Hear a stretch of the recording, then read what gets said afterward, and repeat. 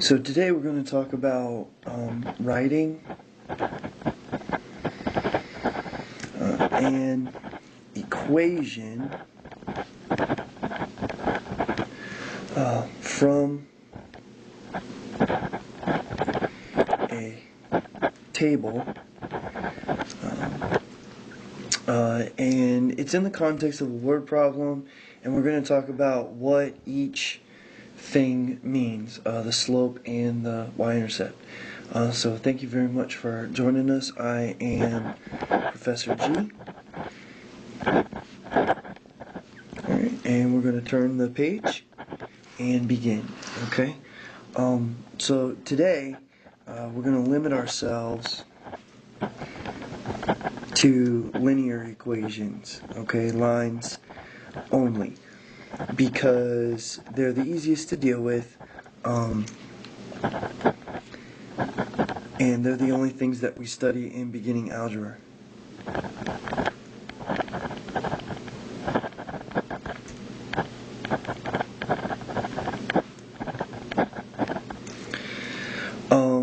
You can do this with higher order polynomials, but it requires systems of equations, and so that's something that probably waits until intermediate and college algebra and above. Alright, so today we're only concerned with linear equations. That should just be linear equations, sorry about that.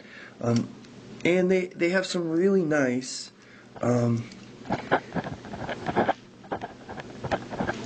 linear equations have some really nice properties, like slope, that tell us some important things about the model. Alright, so we're going to look at a word problem, and so the word problem that we're going to look at is you are investigating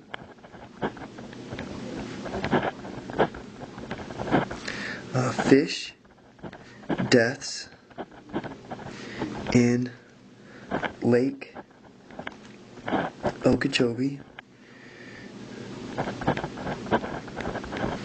Alright, related to pollution. Right? So, we have industrial runoff, we have acid rain, we have this different kinds of things, and so you have pollution. So let's say you're measuring some pollutant in parts per million, and so now we're going to write the table, pollution, and this is going to be in parts per million, and we're going to tabulate the number of deaths in the lake that we see with each of these parts per million, right? And so let's say we see 3 parts per million, 6 parts per million, 9 parts per million, and 12 parts per million.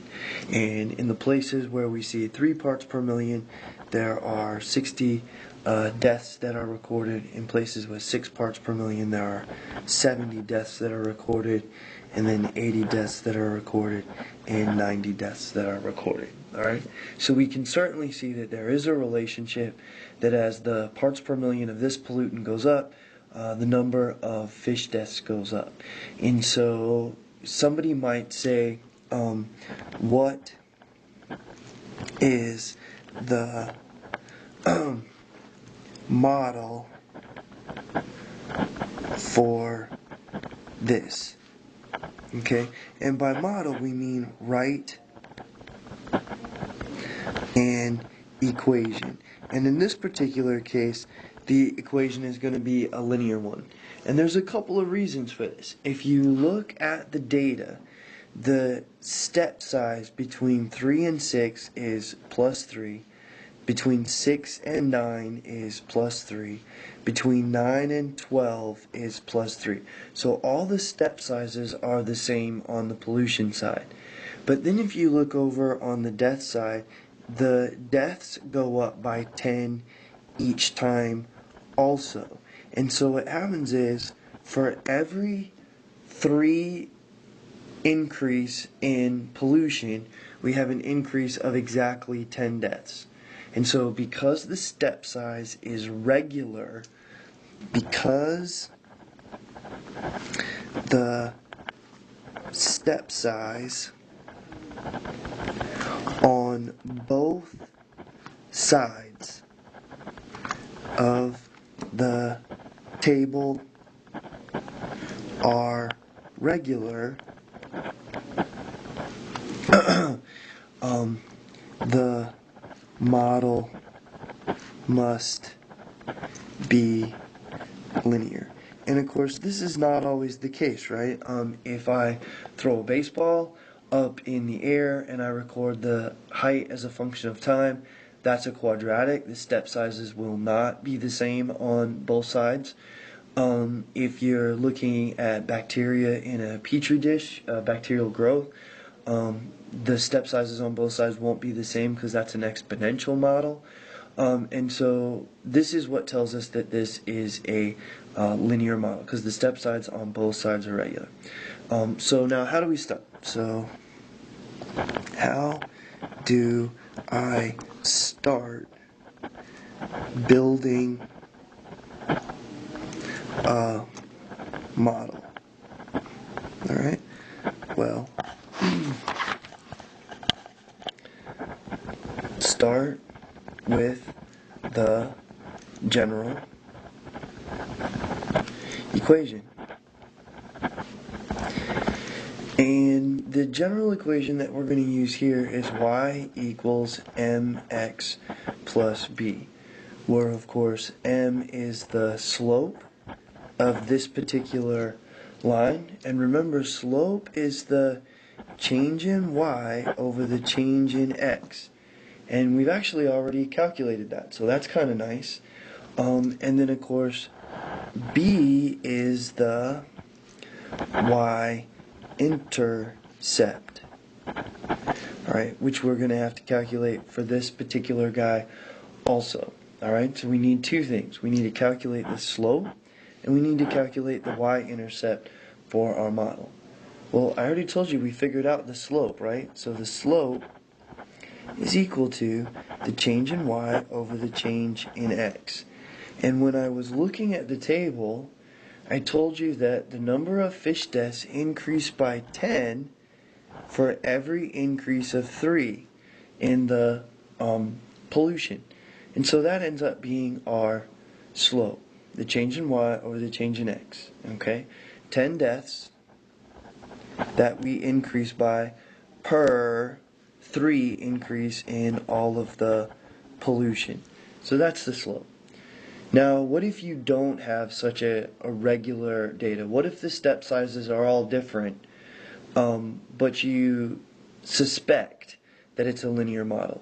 Well, what you can do is pick any 2 points and calculate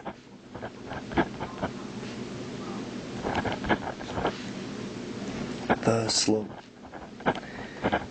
And how do we do that? How do we calculate the slope from 2 points? Remember, m is equal to y2 minus y1 over x2 minus x1, where x1, y1 is one of the points that you picked, and x2, y2 is the other point that you've picked. Okay? So in looking at our table, it doesn't matter which 2 points you pick. So let's pick the first point, 3 and 60, and the last point, just so that we can, see the difference. And then it doesn't matter, 12 and 90. All right? And so once you plug those in, if you'll notice, y2 lines up with 90, so you're going to end up with 90 minus y1 lines up with 60, all over x2 lines up with 12, minus, and x1 lines up with 3.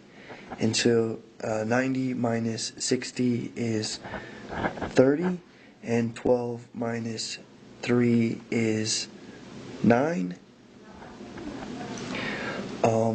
And now I just need to reduce this fraction. Well, we know that 3 times 10 is 30, and we know that 3 times 3 is 9.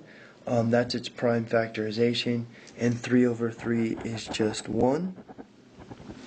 And that gives us the final result of 10 over 3. Now we don't want to turn this into a mixed number because this ratio actually tells us something about what's going on. An increase of 10 deaths for every 3 increase parts per million of pollution. Alright, so you don't want to really turn this into a mixed number. You're going to lose that ratio. Okay, so that gives us our M. So plugging back in,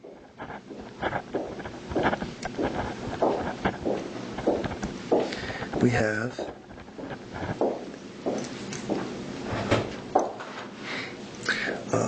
y equals 10 thirds x plus b. So now we need to find b. Alright, so what is b going to be? Well, basically,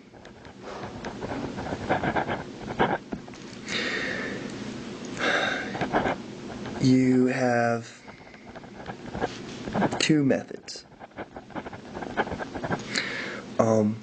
One is use the table, and because I've picked nice regular data, that's going to be an easy thing to do here. Or two, you're going to use algebra to solve, alright, which I will also show you. Okay, but we have two methods. We're going to use the table, or we're going to use algebra to solve. So let's look at method number 1, right? Use the table. So what's that going to look like? Well, if you've got pollution over here and deaths over here, and I'm going to skip a little bit of space, right? You've got your 3, your 6, your 9, your 12, right? And then you've got your 60 deaths, your 70 deaths, your 80 deaths, your 90 deaths. Well, it turns out that you can really go either way on this table and continue to fill it in, right? Because every time I'm add 3, add 3, add 3, right? So I could actually add 3 here and go to 15. I could add 3 here and go to 18. And I could figure out what the number of deaths would be for each of those increases in pollution. Because here I add 10, add 10, add 10. So if you add 10, you get 100. And then if you add 10 again, you get 110. So you can continue to fill in this table, right? Well, if I add 10 going down, hopefully it would make sense to subtract when going up, right? And so what's 3 minus 3? Well, 3 minus 3 is 0. And what's 0 minus 3? It's a negative 3. Now, that doesn't make any sense in the context of pollution, because you can't have negative 3 pollutants, but it might make sense in some other circumstances. Okay? So that's why I've done it. Now, of course, the same thing holds here. Instead of adding 10, we're going to subtract 10 and get 50. And we could subtract 10 again and get 40. And so you just follow the pattern. You use the table. Basically, all you're doing is just following the regular step sizes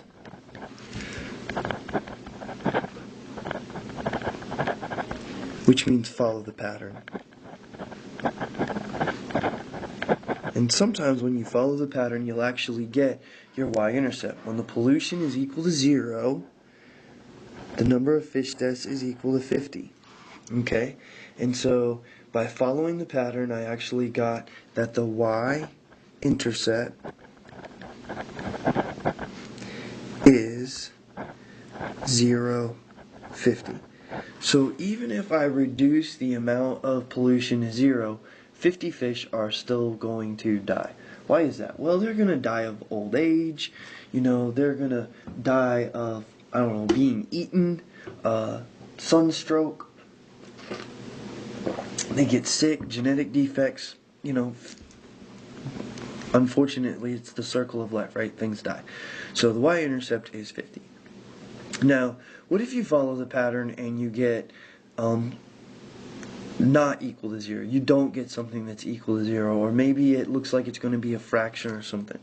Well, the second method, remember, is to use algebra. All right. So I like to follow the pattern because that's study of patterns is the definition of mathematics. So what about using algebra though?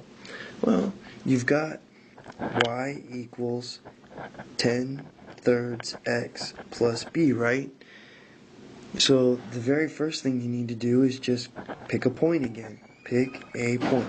And it's going to be any point. You can pick any point for a line. So let's go ahead and pick the point 360, right? We use that for our slope. It's the first point. It's got the smallest numbers. So life is good. Okay? So you've picked the point. Now what? Plug it in. Why is that? Well, I've got three variables here. I've got y, I've got x, and I've got b. I can't solve for three unknowns. I can only solve for one unknown. So by picking a point and plugging it in, I eliminate two variables. And by eliminating two variables, I leave the one I want to solve for, which is good. That makes me happy, right?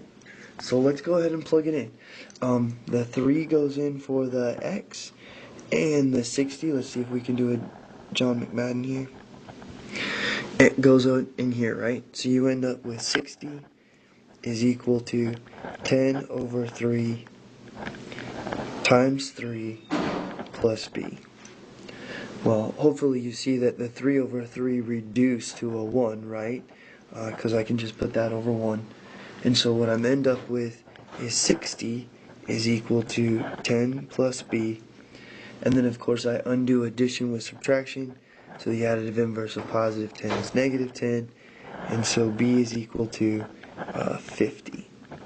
All right? So if b is equal to 50, the last step is plug the b into the general equation, and the general equation has the y and the x still as variables. Remember my m I solved for, and now I've solved for my b. Alright?